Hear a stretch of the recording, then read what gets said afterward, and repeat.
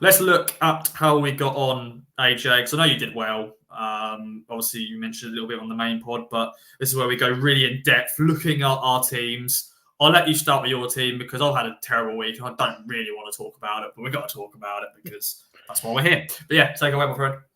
Yeah, well, I had a terrible start to the week where quite near to the deadline on the Friday, because it was an early deadline for the Leicester Forest game, which was a good watch, by the way, if you didn't watch that.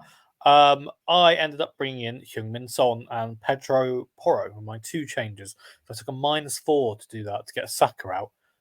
Whoa, that could have ended really badly. To which Ross, weirdly of all people, sorry, I don't mean that in a bad way, but it did surprise me, came in with team news to tell us that Son was going to be out for this game with an injury against Crystal Palace. To which my reaction involved 4 letters, let's just say that. And I was kind of panicking, thinking what to do. And I didn't realize actually at the time that if you play your free hit, it will take all your transfers that you've made to that point and just make them free. It just essentially merges into one with the free hit, which I really liked, and meant that I could pretty much undo the transfers that I'd made. So I went and made my own little team for the week, which will change back, obviously. After all that, of course, I think that the main thing to say is Saka started against Liverpool, which was ridiculous and just stupid and bonkers. I didn't really need to do anything at all, to be perfectly honest. Even though Calafiori looks like he'll be out for a while. And then Saka scored as well. Disgrace. Shocking. Nonetheless, I've done all right. I picked up 66 points. I'll run through my team back to front. Sanchez got 1 from the 2-1 win against Newcastle, which is not great because he picked up a yellow card. So, naughty boy. Pedro Porro got 2 from his game against Palace, which was a disaster for me and a disaster for Ipswich, I'd say. Konate only got 1. I think he got booked as well. And that's because he conceded 2 goals, which is a shame. Rico Lewis got 6. I said a few weeks ago, Rico Lewis was the way to play it. I'd be patient with him, with Rodri being out because of the way that he plays. And it's paid off so far, which was good. Brought in Brian Mbuemo the week before. That was useful because he bagged 15 points. Less said about that, the better, obviously, considering that one was a penalty, which, I guess could be seen as harsh, and the other one was a cross, and the less said about that cross, the better. Brennan Johnson's been in a rich vein of form until he came back from internationals, and now he's got only like 3 points. I brought him in with the free hit, and he did nothing against Crystal Palace, which is a shame. Foden was another one I like the look of. He came in, and he also did nothing. He gets an extra point for a clean sheet, that's it. Cole Palmer, finally the payoff. Mo Salah out, paid the price for that when he scored in the previous game, said that Cole Palmer's the way to play it. Cole Palmer scores, and he didn't get an assist. He played a lovely pass for, I think it was Chelsea's first of the 2 goals. Gets 3 bonus points as well, so 10 for him. And then the forward line, Watkins got 2. That's a shame. Haaland got 12. Finally, good to see him scoring again. He was my captain pick, so that's why I got 12. And then finally, I think the man who deserves maybe quite a big mention on this podcast for the way that he has played in the last few weeks, Christopher Wood of Ipswich Town fame, 13 points against Leicester. I was sat in front of the TV shouting, watching him score. Loved his second goal where he kind of capitalizes on this little slip up at the back, jumps to beat the goalkeeper. It's such a satisfying goal to watch.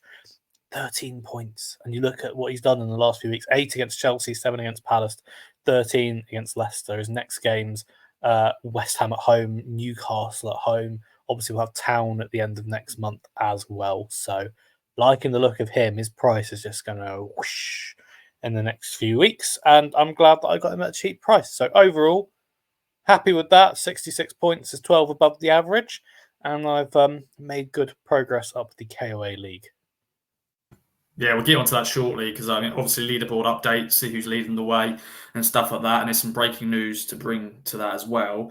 As I said, I had a terrible week. I didn't even get the average. The average this week was 54. The highest was 117. I got 51 points. So, yeah, not good. Obviously, I made 2 signings. I obviously made breaking, live changes as always. And obviously one was Dwight McNeil and the other one was Son from Spurs. And obviously maybe I should have done that transfer so quickly because I did that on the Tuesday when we recorded. I think we recorded on Tuesday, if I remember rightly, last week, or was it Wednesday? Doesn't matter because one of the two. one Who of the knows? two. Everything But yeah, blurs into one a bit these but days, I going think. forward, I'm not going to do live changes because anything can happen. So yeah, obviously I put him on my bench, so that's fine. At least I did actually when I saw that team news, I went, okay, he's going to go on my bench, so I didn't have to worry about that. But everybody else, yeah, like the thing is, I've still got points, but not enough points to get me, a good average. Raya and goal got nothing. Pedro Porro got 2. Robertson got 2. Davis got 2. Cole Palmer got 10 for me. Bowen got 7, of course, scored a penalty against United. Mo Salah got me 10. Obviously scored for Liverpool in the Arsenal game. Dwight McNeil, not a good debut for me. Only 2 points for him. He's already got a question mark on his thing. The triangle was 75% the chance of playing. I'm like, oh no, that's not good, but we shall see. Liam Delap got 5 points, so I was happy when he did score. Although I wasn't happy when I saw him on the bench. I thought, oh no. But then, of course, he came off the bench and scored that. Thanks for clarifying that you were happy that Liam Delap scored. I was hoping that you weren't going to be watching that late equaliser for Town going, oh, damn it. Damn it. If he was on my bench, I'd be going, oh, damn it. But thankfully, Liam Delap did score again, but we all know what happened after that. Obviously, he could have got a second goal with that hit the post chance. But yeah, Danny Welbeck, another goal for him. He got 7 points. Happy about that. I'm just going to stick with Danny, I think. I have potentially been looking at Chris Wood as, because he's been scoring, but as standard, I'll probably bring him in and he won't score again. So I think I'm just going to stick with Danny. I've also got Ollie Watkins, who obviously didn't do anything, but he was my captain, so he got me 4 points. But I should have maybe gave captaincy to maybe Smo or maybe Palmer. But I am going to be looking into that. Are you looking to? I think we mentioned this last week. Maybe Chris Wood could get the captaincy for you because I know you captain Haaland and obviously he scored against Southampton. But maybe he's someone you could captain in the future. And then my bench, Michael King got 2 points, and then my one regret again. I've got a player on my bench who got more points than all of my other defenders, and that was Mitchell of Crystal Palace.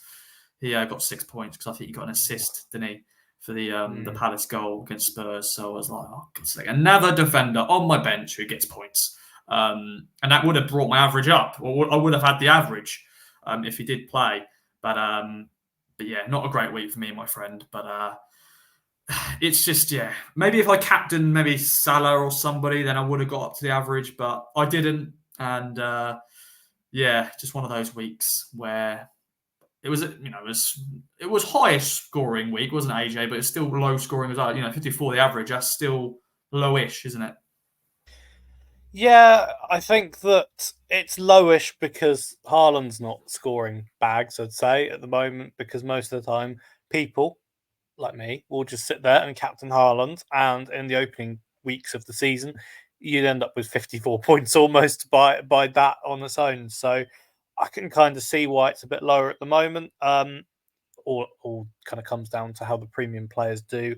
And to be fair, in general, the big names going forward, the attackers and the midfielders, have got returns. Haaland got 6 overall. Cole Palmer got 10. Salah got 10. Saka got, I don't know how many because I haven't got it here, but he would have got a decent return from scoring against Liverpool as well. And Buemo's a popular pick, so he got 15. Wood's a popular pick, he got 13.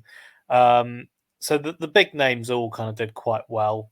I mean, you look at the team who got the most points with a bench boost as well, got 117. And the key players that stand out there: Van Dijk 7, Akanji 6, Salah, Palmer, and Buemo. It was a captaincy on Palmer, so that's 20, 10 off Salah, 15 off Buemo, 13 off Wood, and then points from on the bench. This is probably one of the best bench boosts I've ever seen.